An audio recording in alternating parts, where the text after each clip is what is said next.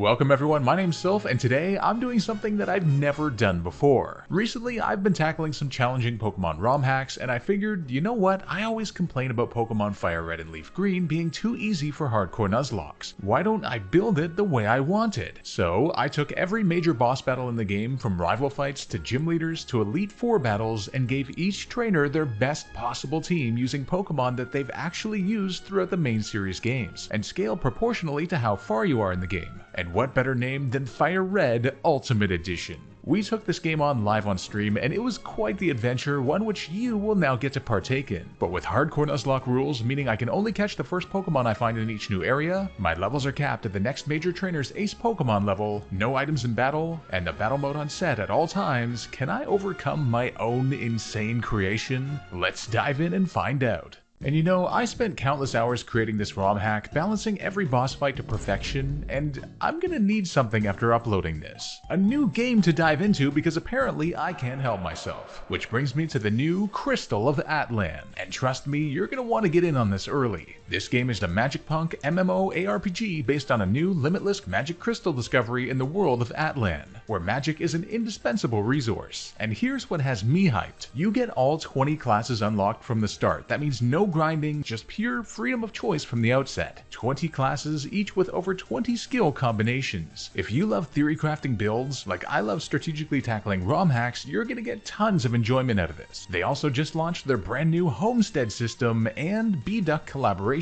on October 9th. The Homestead system lets you build your own island paradise with progressive buildings and pet assistance, basically creating your dream base between boss fights. And the B-Duck collab running until November 6th, you can get a free exclusive B-Duck mount just for participating. Yes, you heard right, the opportunity to ride a giant rubber duck into epic combat. It's perfect. The game hits Steam on October 30th with a free demo available October 13th, and it's launching on iOS, Android, PC, and PS5. Right now, you can add it to your Steam wishlist using the link in the description. Plus, with skill-based aerial combat and satisfying combo chains that we all crave, and skill-based PvP, this is shaping up to be the action RPG of the year. Add Crystal of Atland to your Steam wishlist now using my link, download it when it drops, and I'll see you in Atland. Probably overthinking my homestead layout.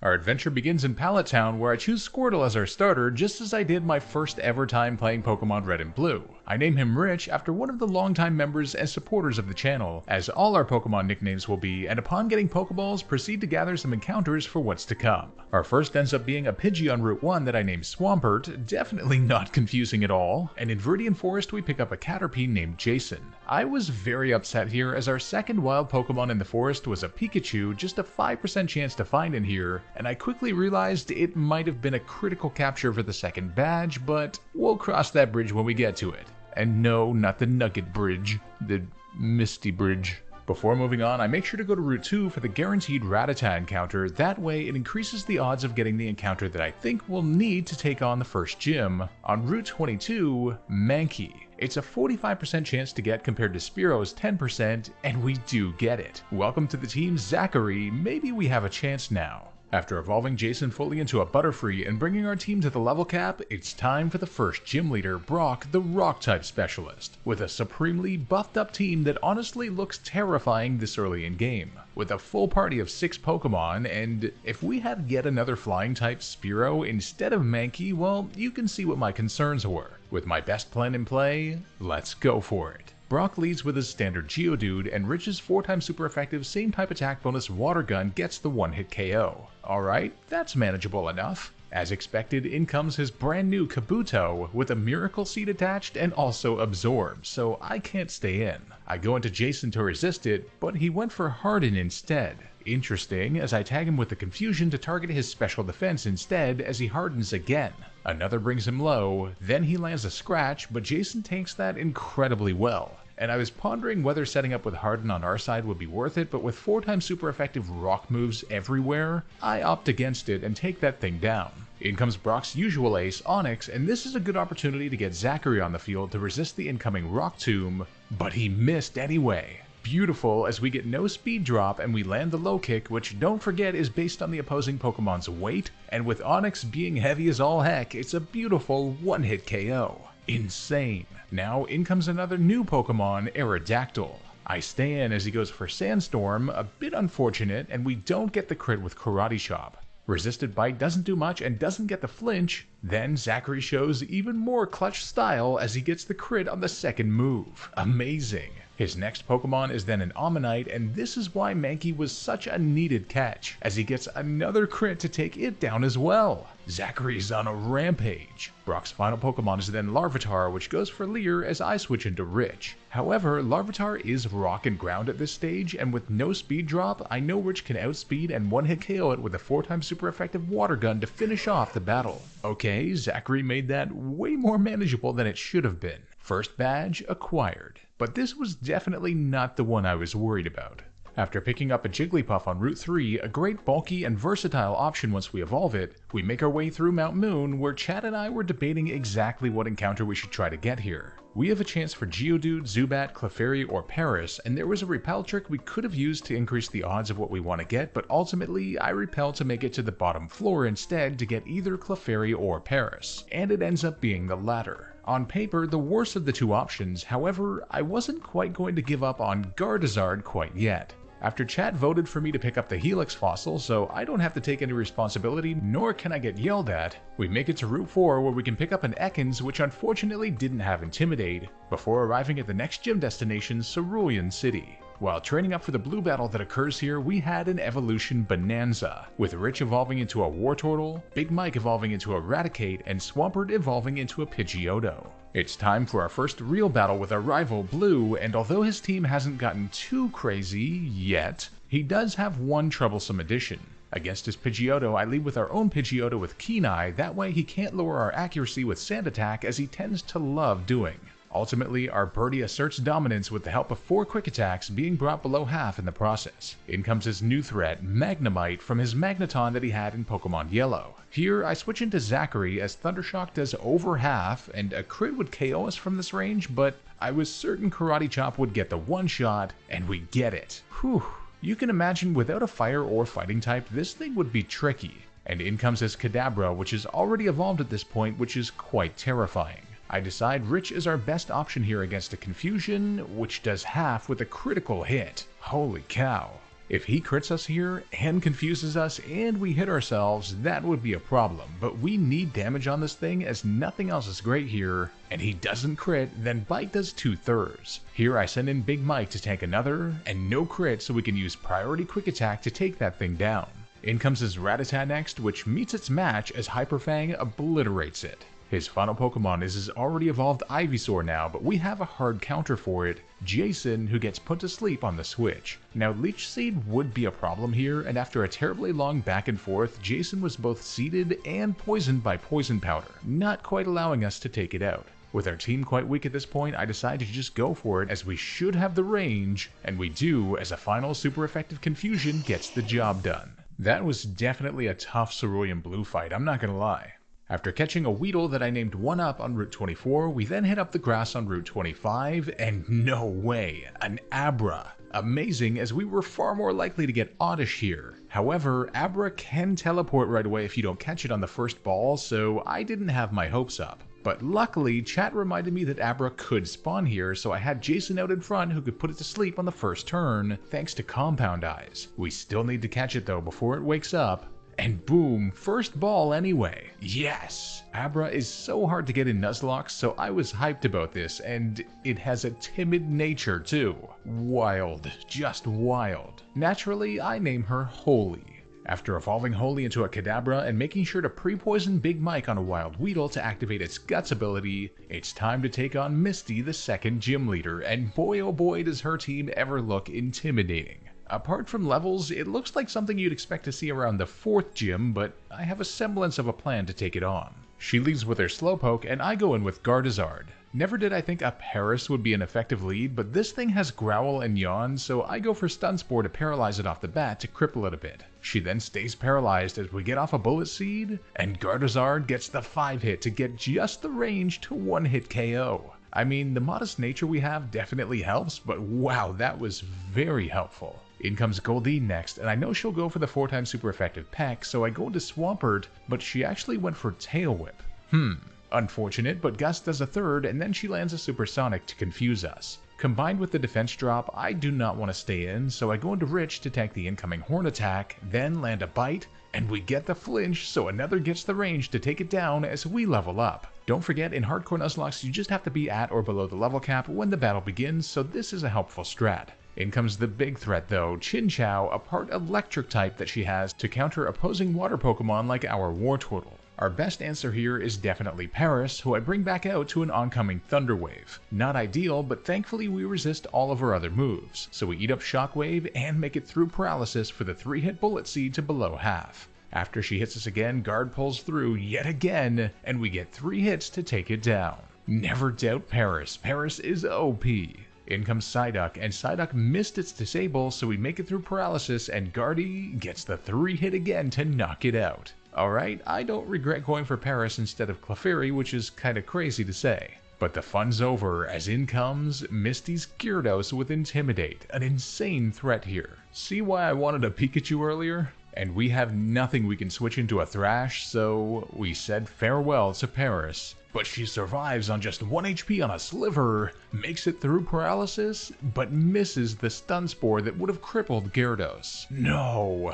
Guardy, you were so clutch for so long. Well, I guess it's truly time for the sack as Paris goes down, our first death. But Gyarados doesn't get confused. The 3-turn Thrash, oh man. Here I go into Jason, and we outspeed with the Sleep Powder to put her to sleep. I decide to harden before she wakes up and hits us, but then we put her to sleep again. This actually repeated again, and Confusion is then hardly doing anything as we land a few more. Then she wakes up and hits us to just 8 HP, and she has a Citrus Berry healing her nearly to full. Oh why? Why did I do this to myself? I put her to sleep a final time and then switch into Big Mike, and she wakes up immediately again, and the Thrash smashes us. Then the poison brings us into range of another just barely.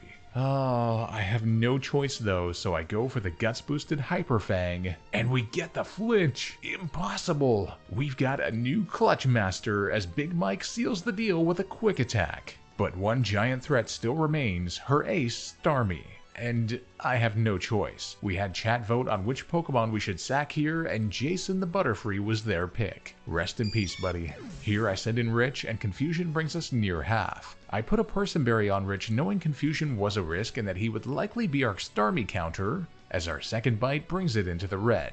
Now it's all about having to dodge the crit as nothing is safe here, and we still have our berry, so Confusion isn't a worry as we tank the attack on just 6 HP in the red, and our starter Rich pulls us through for the victory. Amazing. We made it through. 2 deaths were painful, but those 2 Pokemon put in work and their sacrifice ended up being worthwhile. 2 badges. Moving ahead, we eventually arrive in Diglett's cave where, knowing what the next gym has in store, I make sure to catch one that I named Alpha Club. And I made a grave error here. I went too far into the cave, realized we could get trapped by these things with Arena Trapped, and while being busy talking to chat instinctively, I used a Max Repel to get out, but uh-oh. We encountered a level 29 Dugtrio, and it did have Arena Trap. The amount of panic that Chat and I had in this moment, we were trying to escape while it used Dig, I didn't have a flying type on the team at all, and I thought we had an out in Kadabra being able to use Teleport, but not even that escapes Arena Trap.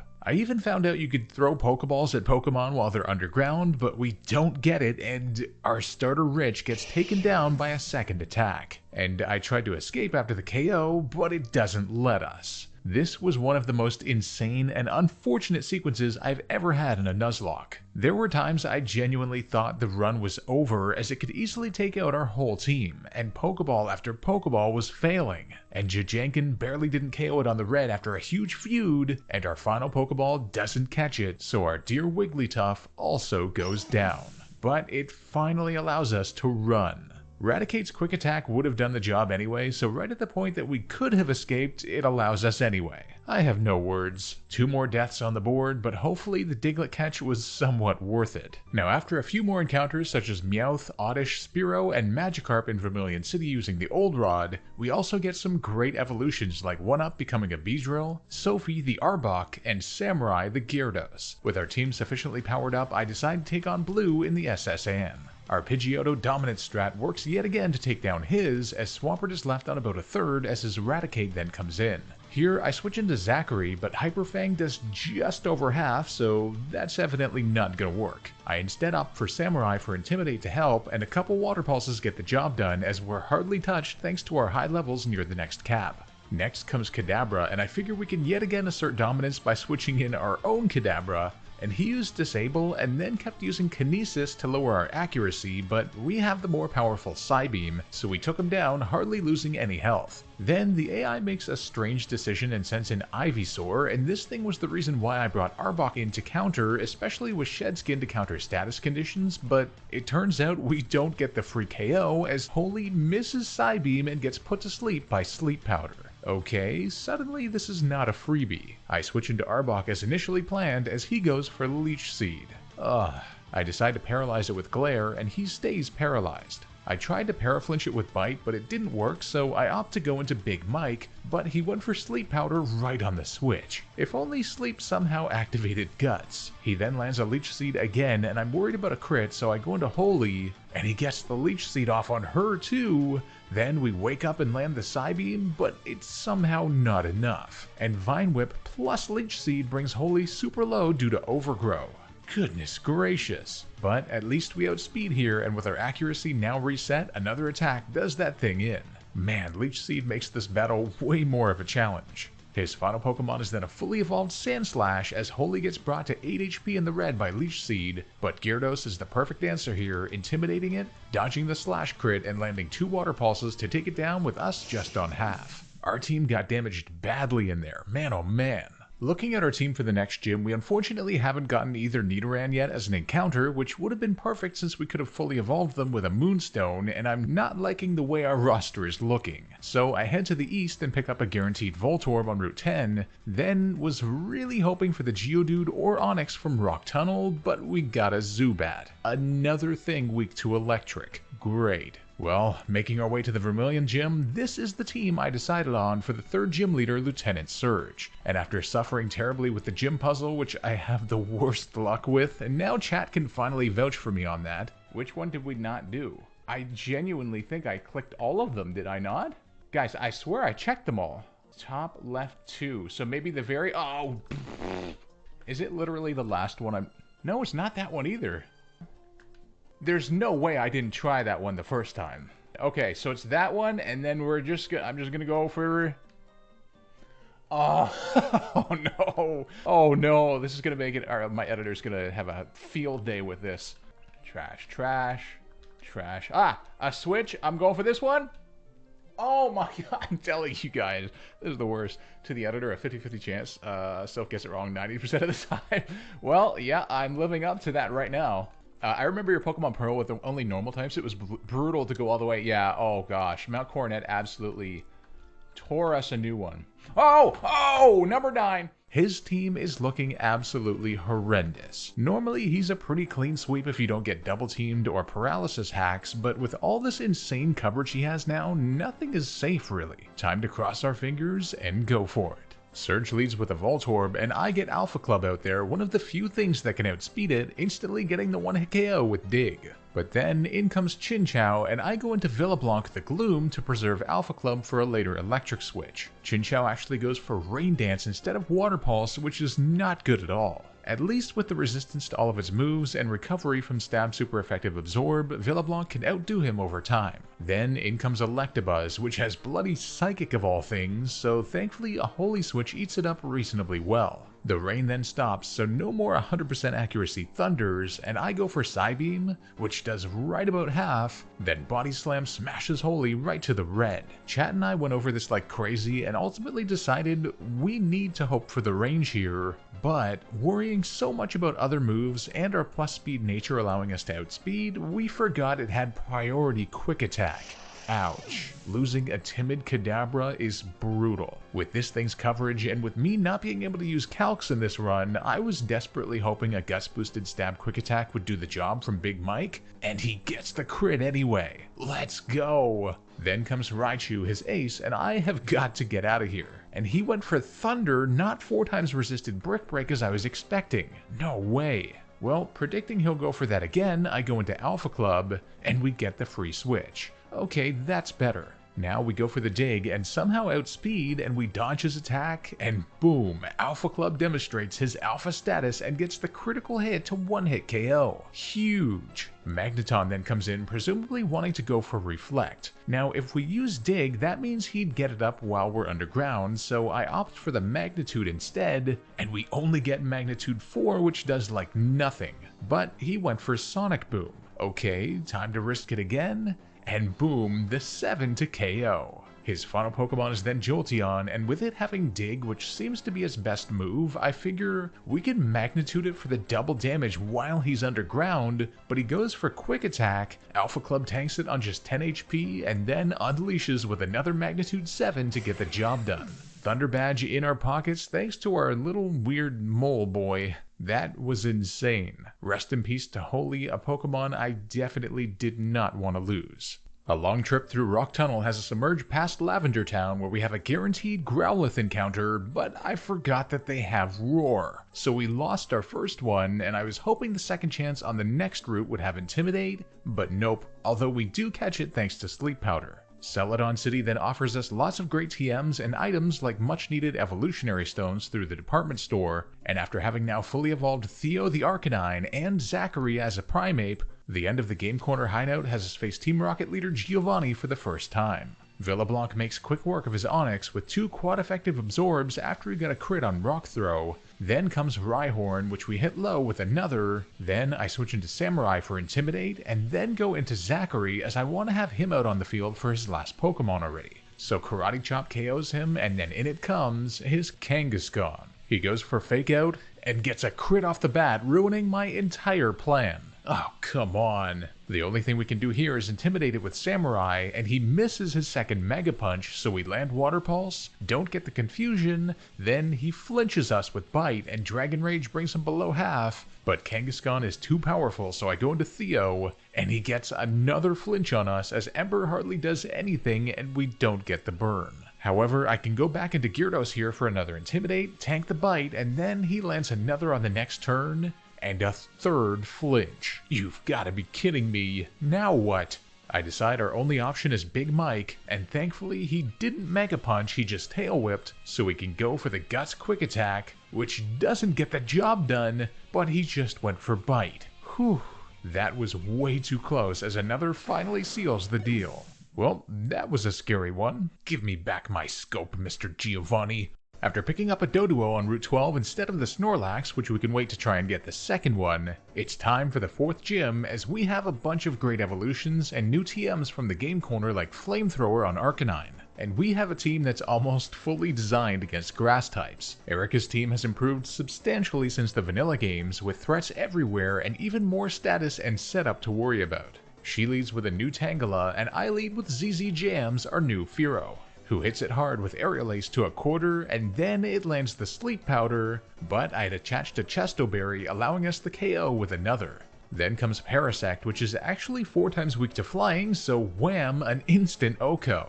Then comes Executor, a bulky monster, and I hit it as well, and it survives on a quarter and then does what I fear, it uses Stun Spore. A paralyzed Fearow is not great for what she likely has coming out next, and we do not want to get confused on anything that we switch in, but I go into Theo regardless, who tanks confusion well and lands the Flamethrower to knock that thing out. Then comes a speedy Johto monster that Erika sported in the Pokemon World Tournament, Jumpluff. Ultimately, I decide to go into Vidal, our Golbat, as she put us to sleep, but our Chesto Berry heals us, and then Golbat is a rare thing that outspeeds her, hitting her low with Wing Attack, and then she put us to sleep on the next turn. She then uses Synthesis to heal her HP massively. Yikes. Aerial Ace does start doing a fair amount of damage, and she hits us twice before we land another, which gets just the range to take her out. A troublesome little Cotton Spore, that's for sure. Now comes Victory Bell, and we resist all of its moves except for Cut, and knowing it'll likely try to paralyze us, I make the switch into Big Mike. Then he acids us for a quarter, and then we land the Guts boosted Hyper Fang,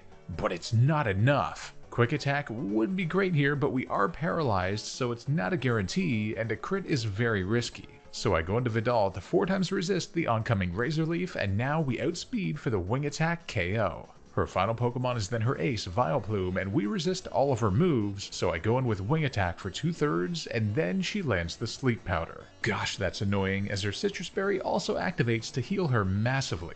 Here I go into 1-Up, who resists her crazily, and I just go for Twin Needle for some damage, as now she puts 1-Up to sleep as well. A Sludge Bomb crit would likely KO anything I send in, so I go into Vidal, but the range is looking too close as we're brought too low. So I risk the switch into our now fully evolved Swampert, and no crit, although she did get the poison, as Swampert nails the Wing Attack to take her down and win us our 4th badge. That was a wild battle, insane that a team like this could struggle with a grass team. GG, Erika. Chat then voted to have our Celadon encounter be Dratini out of the many cool options that exist there, and that gym victory has us head back to Lavender Town to the Pokemon Tower to take on Blue again, and this time we have a new secret weapon, Brian, who has since evolved into an Electrode thanks to the new level cap, and he is a great way to OHKO his Pidgeotto lead thanks to Thunderbolt from the game corner. As I had hoped, this baits in his Gyarados, and boom, the only way we have to reasonably take that thing down. In comes his new Growlithe next, for which I can switch into Samurai for Intimidate, and a quick Water Pulse one-hit KO too. Then comes Kadabra, for which we have a much better answer this time, as Gyarados' special defense is higher than one might expect. Plus, I taught Secret Power to Samurai, which actually outspeeds and one-hit KOs that frail weirdo. Next comes his pesky Ivysaur, and this time we actually have an answer. Theo, who fortunately avoids Sleep Powder, allowing us the one-hit KO with Stab's super effective Flamethrower. Much easier than last time. His final Pokemon is a new Machop, but Gyarados' resistance plus the Intimidate makes him an easy knockdown. Will be scary once he evolves, but for now, since we took on Blue after the 4th badge, definitely manageable. After having gotten the Doduo on Route 16, we can now ensure that our Route 12 encounter is the static Snorlax, and although it was one hell of a time trying to capture it, I kid you not, it was exactly 10 minutes of nonsense after 32 Great Balls, and with our new Haunter from Pokemon Tower fortunately providing the immunity that we needed. A great encounter indeed, but perhaps an even better one awaits, as we get the Good Rod upon arrival in Fuchsia City, catch a Goldeen here, no that's not the encounter I'm talking about, then go all the way back to Viridian City to get the now guaranteed Poliwag encounter. After evolving it, we can then go over to Cerulean City where I reserved our encounter because this old guy trades a Jinx in exchange for a Poliwhirl.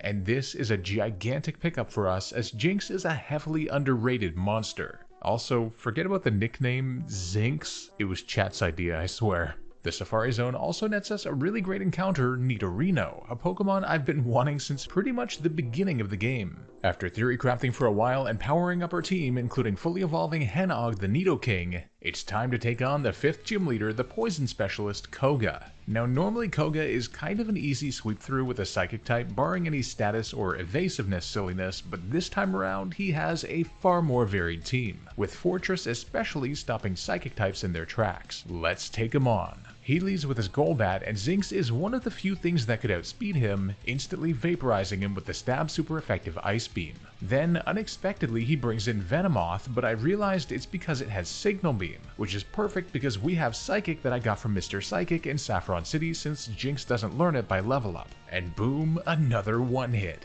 Then in comes Weezing, which has Flamethrower of all things, and Explosion too. I'm quite convinced that Jinx could take it out, but I don't want to risk losing it, so I go into Theo hoping for the Flash Fire boost from Flamethrower, but he goes for Sludge Bomb. What? Which does nearly half. Yikes. Here I go into Cajun hoping he'd explode, but we at least get the Sludge Bomb resistance. Now I confuse it with Confuse Ray, but he makes it through for Substitute. This is not good. Fortunately, a turn of switching into Gyarados for Intimidate, breaking his sub since he hit himself in Confusion, then going back into Cajun again hoping for the explosion has him at half, but he goes for Flamethrower of all things, and Cajun survives on a sliver in the red. Sheesh. I then go back into Samurai for Intimidate, he hits himself in Confusion, but then his Citrus Berry heals him. Ugh. The Confuse Ray was the right play though, as he proceeds to hit himself twice in a row as 2 Surfs do the job from there, not allowing him to explode, although the Intimidates would have definitely let us live. In comes Tentacruel next, and with Veilric the Snorlax having the immunity ability, I know we can't get poisoned by Toxic, which is Tentacruel's big weapon, so he's the perfect special wall to tank attacks and knock it out with 2 body slams. Then comes Muck, which was handled by 3 Surfs from Samurai thanks to him using Acid Armor on one turn, and he did land the Toxic, but we're only brought to 2/3 as Fortress then comes in. As a physical wall, he then uses Light Screen to help his special defenses as we switch in Theo, but I'm pretty sure with our raw power, the 4x super effective flamethrower should still get the job done, and it does. Beautiful. A little bit more trouble than I was expecting, but our team is starting to look really solid now. Our next major challenge comes in the form of Blue in the Silph Co building, and that's right, it's my building and this man should not be in there. Things start off similar to our last battle, except his Pidgeot got 2 quick attacks off now that it has it, and our first Thunderbolt barely didn't KO somehow. Then he brought in Machoke, not Gyarados like last time, which is not ideal. Knowing he has Earthquake, I go into Samurai for immunity and Intimidate, and then I hit a Surf, which does just over half, and the -1 Rock Slide is reasonably taken. I then go for another, and we get the range. Close one, as a crit would have ended us. In comes his new Intimidate Tauros next, another big threat with good coverage, so I go into Veilric, and he went for Takedown, not Rock Slide. Oof. We then land a Body Slam, and get the clutch paralysis before Rock Tomb doesn't do much. Somehow we still outspeed despite the -1 on our part, and I decide to rest here to heal our health, then land the Snore to bring him super low, and he stays paralyzed. That's huge. He then misses Takedown, and I misjudged how many turns it had been, so he hits us again, but his own recoil takes him down. Next is a Gyarados with Intimidate, so I go into our own to intimidate him right back. Then he lands Thrash for not much. A crit would be dangerous, but I secret power with no status, then he brings us below half. It's unfortunate that Brian has damage on him, but I go in regardless since he's -1 on attack and we have a defense boosting nature, and we tank it on 47 HP, and Static paralyzes him to add insult to injury. We didn't need it, but I'll take it as the 4x damage Thunderbolt fries him. Then comes in a monster threat, Alakazam. Anticipating Psybeam, I go into Zinx, and he does, and we resist it. And I was really hoping this would bait in the special Fire Punch, but no, he goes for Thunder Wave when I tried to get the Flash Fire boost on Theo. This AI is so weird. Psybeam then hits for a third, then we make it through and do 3/4 on it with secret power. A crit would kill here based on that range, but I have nothing I can switch in, so I stay in, and he hits us low, then we stay paralyzed. Oh man, that is not good. Knowing he at least won't use a recover here, I go into Veilric, and we tank the Psybeam reasonably well, and I know we're gonna wake up here, so I tank another on just 46 HP, and we wake up for the Body Slam KO. His final Pokemon is then his fully evolved starter, Venusaur, and we have the perfect answer here as I go into Samurai for Intimidate, as -1 Sludge Bomb brings us to 26 HP and poisons us, but we survive on just 11 HP. Goodness gracious. Now I know he won't Sleep Powder, so I go into Fava, who, with the -1, tanks Sludge Bomb reasonably well, but he gets the poison. I go for Drill Peck here knowing that only a crit would kill us, and we barely don't KO, but he went for Leech Seed not seeing the KO. So we get another shot and take him down with a second. Holy cow, our team was hurt badly there, but Blue is down in Silph Co. And with some more big preparations underway, including evolving Alpha Club, bringing Zachary back on the team, and fully evolving Villablanc with the Leaf Stone, I lead with him against Giovanni's new Marowak. And we barely don't KO with Giga Drain, and then he goes underground with Dig. So Samurai is the perfect answer, getting the immunity and Intimidate, and then I go back into Villablanc knowing we need him out for what's to come. And Rock Slide does less damage than Dig would have, so Giga Drain finishes him. Sand Slash then comes in and tags us with Slash before Giga Drain brings him to the red, and with him having Aerial Ace I was a bit worried, but he went for Sand Attack, and we made it through regardless for the KO. This then brings in his beastly Kangaskhan, and the only answer is of course getting Intimidate off with Samurai, and he went for Dig. Okay then, I thought it would be Fake Out. And I kid you not, we then got a crit with secret power, then he proceeds to miss Mega Punch, then we hit it to the red and paralyze, but then he lands a Mega Punch, but at -1 it doesn't do much, and the paralysis allows us to outspeed for the knockout. Beautiful. Next comes Golem, which would obliterate us with its rock power, but 4x super effective Surf is enough to take it down. His final Pokemon is the Nidoqueen with a scary moveset, but Samurai hits it just below half with Surf, then Body Slam doesn't paralyze, so another gets the range and has us defeat the Team Rocket boss to reclaim our building. That was a good fight, but we did have some luck for sure. After picking up the Gift Lapras as our Saffron encounter, evolving Swampert into a Pidgeot, and Queen Boo into a Persian, we can quickly head to the gym where I realized for the first time in my life, you can just go left, then go up or down repeatedly and it brings you right to Sabrina without having to battle a single trainer. Listen to my live reaction here. What? You can just do that? You can just skip all the trainers? Well, here we are as Sabrina's team is insanely powerful, with coverage everywhere and power-up moves that are truly terrifying. But I'm hoping Queen Boo as a lead will be a good answer, especially with Shadow Ball. She leads with Hypno and I lead with Persian and oh no, I accidentally foiled my own plan as I was supposed to evolve Meowth at level 43 for Fake Out, which we now don't have. I was so excited to do the giant evolution haul with chat that I forgot. Well, I go for Shadow Ball, and as expected, Fake Out Prior would have given us the range. Damn it, as she now gets a Psybeam off on us before we can KO. Not good for my plan. Then comes Mr. Mime, which has a Reflect, but I can't switch out in case she Calm Minds, so I go for Shadow Ball, and we barely don't KO on a Sliver, but she goes for Calm Mind, not Reflect. Thank goodness, as another takes her down. Then comes Espeon, which I didn't want her to send out, and I was going to send in Veilric for Attract, but it turns out to be a male Espeon, so I just stay in with Shadow Ball, which again barely doesn't KO. But her Confusion doesn't crit, so we get another shot for the third takedown by Queen Boo, even without Fake Out. And we have a Lumberry in case we get confused. Here I switch into Brian against her incoming Slowbro, which drops our speed with Icy Wind, which is not ideal, but I get the light screen off for what's to come. With the light screen boost, we now tank 2 Water Pulses reasonably well before 2 Thunderbolts take her down, and now in comes Metang. This thing has Earthquake, so we go into Samurai for immunity, but we can't Intimidate due to Clear Body. Then she uses Agility. Oh no, now we can't switch in Arcanine like I wanted to since it'll outspeed us with Earthquake. All I can do is bring it to the red with Samurai, and because I want Sepia out for her final Pokemon, I tank a Shadow Ball on him, but she got the special defense drop on us. Why?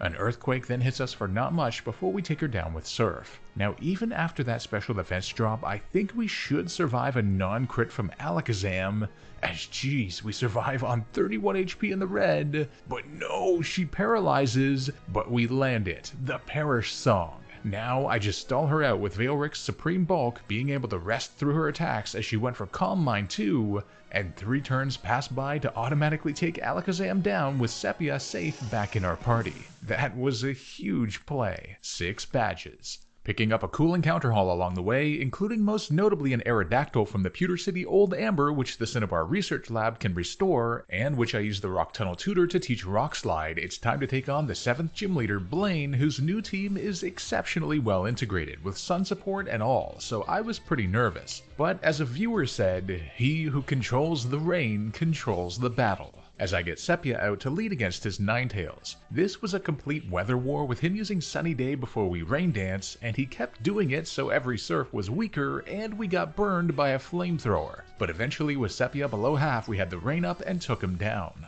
Then comes his Charizard which has Rock Slide, so I go into Veilric to tank it well, especially with the help of Leftovers. Earthquake then hits, and gets a crit before Body Slam then hits him quite low. Then comes Fire Blast, which thankfully doesn't do much thanks to the rain, so another attack does him in. We handled that Charizard with pretty much the only thing that could have. The rain then goes down as his Flareon then comes in, and our only answer is to go into Samurai, as he goes for Overheat as I hoped, so his special attack drops in addition to the attack drop from Intimidate. He then goes for Sunny Day unfortunately, but I also taught Samurai Rain Dance, which helps out as Double Edge hits us around half. We now outspeed with Rain Boosted Surf, and it gets the one-hit KO. 3 down, 3 to go. In comes Magmar next, which has Thunder Punch, so I go straight into Hennog, and yes, the prioritization sequence was correct and he didn't use Sunny Day. Now we outspeed with Rain Boosted Surf, and it gets the range. Nice. I didn't want to use Dig and have him Sunny Day while we're underground. Then comes Arcanine with Intimidate, so I go into Samurai to hit him back with it, and as hoped, he went for Dig. Yes! The rain stops, but now we get a free turn to reset it. He comes up and we're immune, and then we outspeed with Rain Boosted Surf, and boom, the Oko. That was an insanely well-planned sequence. His final Pokemon is then a Rapidash with Sunny Day and Solar Beam, but I don't want to lose Samurai to a crit Body Slam, so I go into Storm to resist it, but he paralyzed us on the switch. Ugh.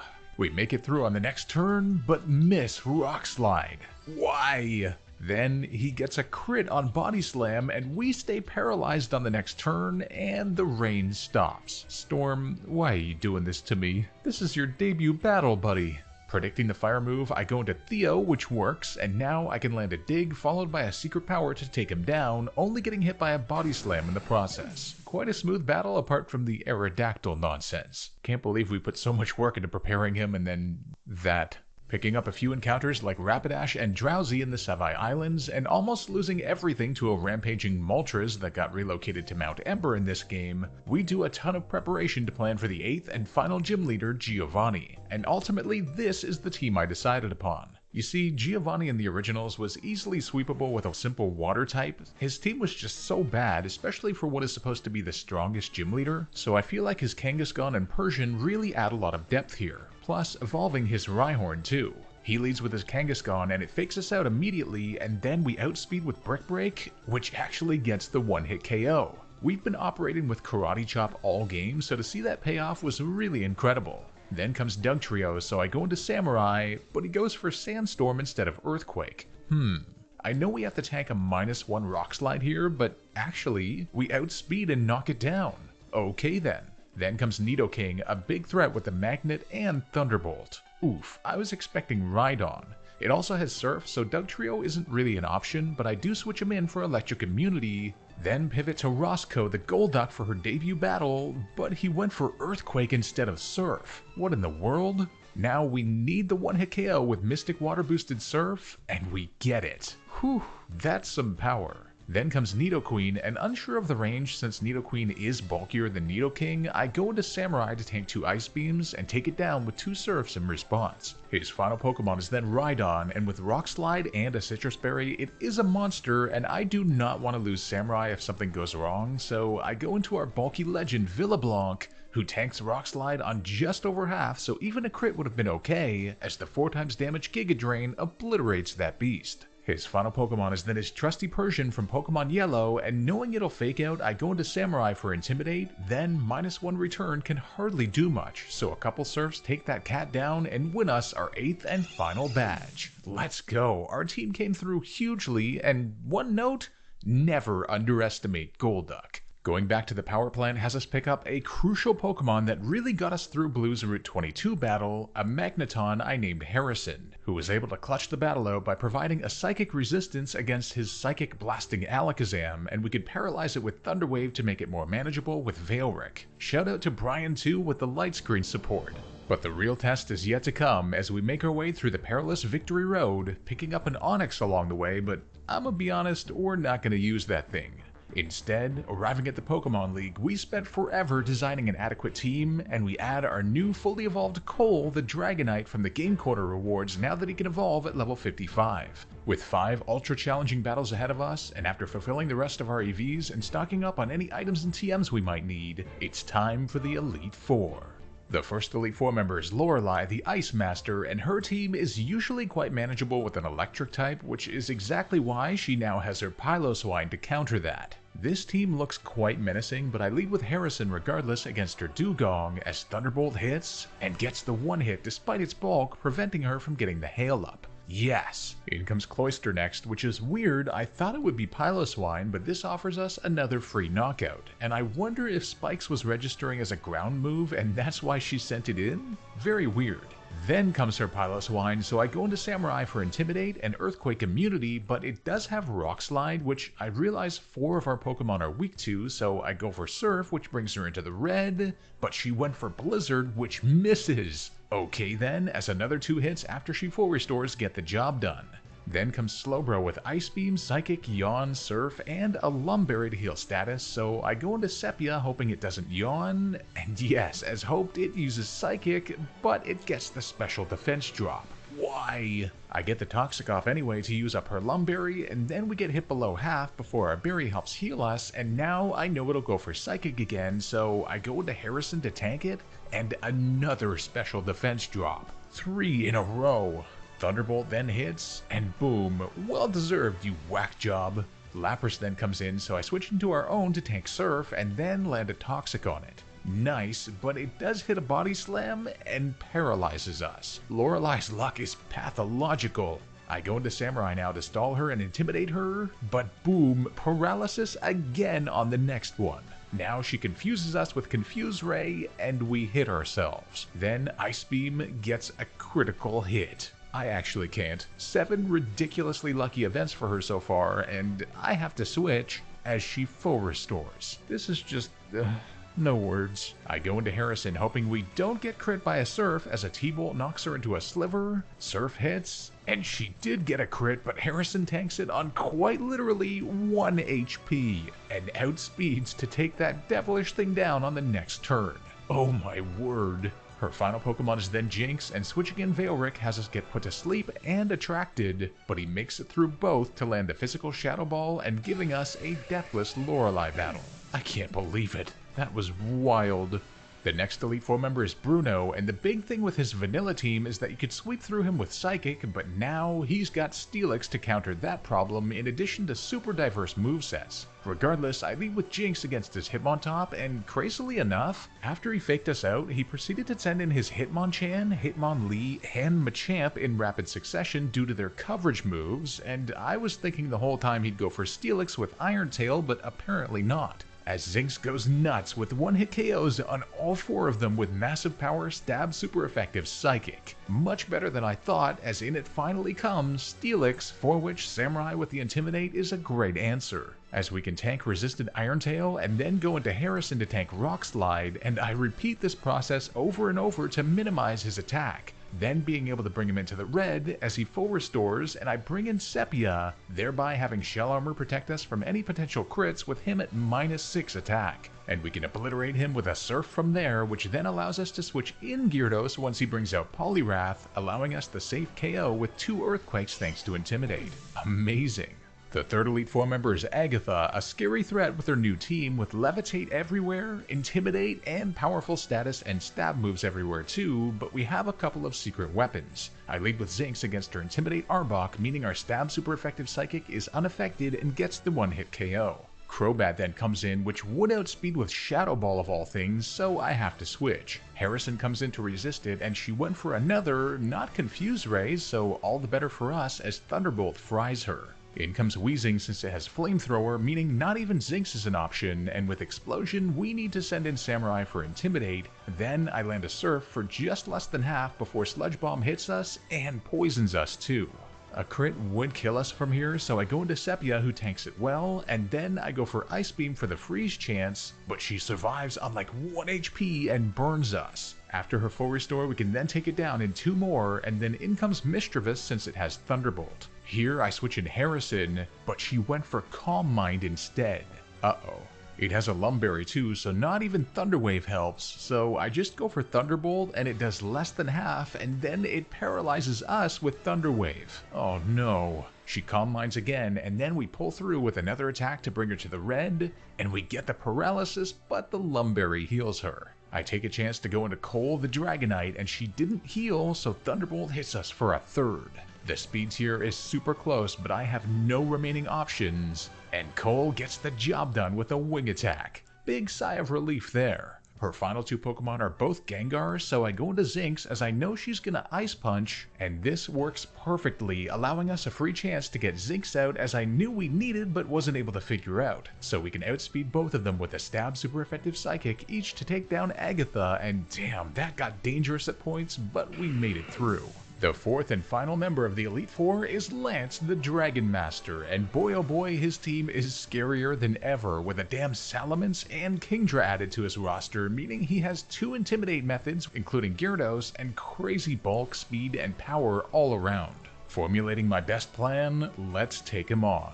He leads with Gyarados, which we fortunately outspeed so we can land the 4x super effective Thunderbolt with the magnet attached, downing that Dragon Dance threat. Then in comes Aerodactyl, which has Earthquake, so Samurai is the obvious answer, but now even a -1 Rock Slide with the Hardstone attached is a threat as he hits us, and no crit and no flinch fortunately, so we get the damage I know we need with Surf. Veilric is our only option here, who tanks 3 more since he flinched us on 1, and lands the neutral Brick Break for the KO. Then in it comes Salamence with Intimidate. I know we'll bait the Brick Break here, so I go into Samurai for Intimidate and Resistance, then I go into Zinx to tank the special Dragon Claw pretty well before outspeeding and landing the 4x damage Ice Beam to KO. Okay, that is a big threat handled. Now this inevitably baits in Charizard, which is what I wanted, as I can go into Samurai for Intimidate for his Aerial Ace and Earthquake moves, but he goes for Flamethrower, not Overheat as I had hoped. Oh well, as now we bait another onto Cole for resistance from 2 more, as return unfortunately does just less than half. So we have to tank 1 more and bring him into the red with another, and this baits the full restore, which I'd prefer him to do now rather than later. His leftovers keeps bringing him just above half unfortunately, so we can only bring him into the red. Then after our Citrus Berry heals us, I feel safe tanking 1 more and taking that thing down. In comes Kingdra next, and knowing we'll bait the Ice Beam, I bring in Harrison to resist it, then I land the Thunder Wave, but his Lumberry heals him, then Surf brings us low before a Thunderbolt brings him low as well. Now I can bring in Sepia to tank the next Surf, and then he goes for Dragon Breath, but no crit or paralysis, so Ice Beam takes that thing down. In comes his Dragonite next, terrifying at level 60, and with Shell Armor I know we can't get crit, so I'm hoping we can survive a Double Edge, and we do quite well, so after recoil, Ice Beam deep freezes that thing to win us the battle. Wow, our team was quite hurt, but Deathless Lance, that's huge for what's to come. It's time for the final battle, Blue, our very own rival who has become the Indigo Plateau champion. And this is one of the most versatile and well-rounded teams of any game I've played, consisting entirely of Pokemon that he has had throughout the main series games. It took a while to organize our team properly, but it's time to go for it. He leads with his Intimidate Arcanine, and I get Samurai on the field to intimidate him right back. We land the Surf for over half, and then Crunch doesn't do a whole lot, but does get the special defense drop. Not fun, but we stay in to take him down on the next turn. His lead's now down, as in comes Heracross next, a giant threat that I wasn't expecting him to send in this early. If he Swords Dances, things become very problematic, but I go into Harrison as he Rock Slides. Okay, good. Now we bait the Brick Break, so I go into Cole for resistance, and with the speeds here, I'm very nervous, but Cole outspeeds, landing the 4x super effective Stab Wing attack to knock it out. Whew. But then, in it comes, Tyranitar starting the Sandstorm upon entry. If it Dragon Dances, that will not be good, but I think it should see the kill with Rock Slide, so I go into Harrison, but no, he Dragon Dances. Oh gosh, this has become an ordeal now. At least we know it'll go for Earthquake, so I get Samurai out there to bring its attack back down to normal, but its speed is still raised. And here I realize I have no choice but to try to dodge the crit, and Samurai tanks Rock Slide on just 33 HP in the red, and doesn't flinch, so we land the Surf, and we got a crit. Oh no, that's actually a bad thing, as he's gonna full restore now. Why does this happen to me? We hit him back down to half, and fortunately our leftovers is cancelling out the Sandstorm damage, and here I switch in Snorlax to tank Crunch with ease, and then he Dragon Danced again since he didn't see the kill. And come on big boy, smash him with Brick Break? Yes, the 4x damage KO. His Alakazam then comes on the field, which actually sets us up well, as Veilric is a big special wall, tanking Psychic well and landing the physical Shadow Ball for the KO on that frail cereal eater. Then comes Pidgeot, and knowing it'll double edge, I bring in Harrison, and he tanks 2 resisted attacks with no crit to survive on 35 HP and land the Thunderbolt for the knockdown. It's time. His final Pokemon, his starter Venusaur, and the answer here is obvious. As I go into Zinx, as he went for growth, not seeing a KO on Harrison, so we land the Stab super effective Ice Beam, and Zinx, the queen, has arrived, downing that thing with its mega power. The champion is downed, and we are the new champion of the Indigo Plateau. Deathless Pokemon League, I can't believe it. We did it. We beat my very own Romhack Pokemon FireRed Ultimate Edition with hardcore Nuzlocke rules. This was an incredibly fun experience. Taking on something I created was super cool, and I'm both proud of the game itself and our performance throughout it. Don't forget to subscribe to make sure you don't miss our live streams, and shout out to our amazing roster of Pokemon and the viewers who I have a very deep connection to after this journey. Thanks for joining me on this adventure, and I'll see you guys next time for another Pokemon video.